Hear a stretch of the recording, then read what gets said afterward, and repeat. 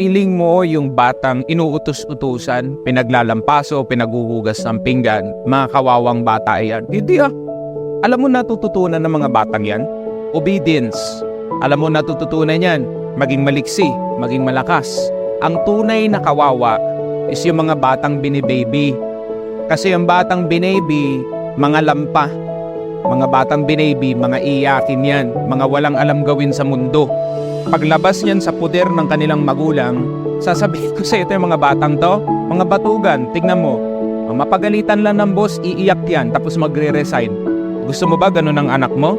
Kung gusto mong umasenso yung anak mo, bigyan mo ng gawaing bahay. Matinding pundasyon yan para makatikim ng tunay na buhay yung batang yan. Mamili ka, malakas na bata or mahina. O ikaw, kapwa magulang ko, ikaw ang pipili niyan. Babyhin mo, lampay ang anak mo. Turuan mo ng tunay na buhay, aasenso yan.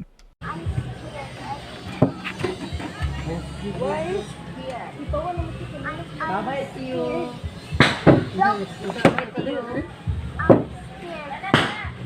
I'm scared. I don't know.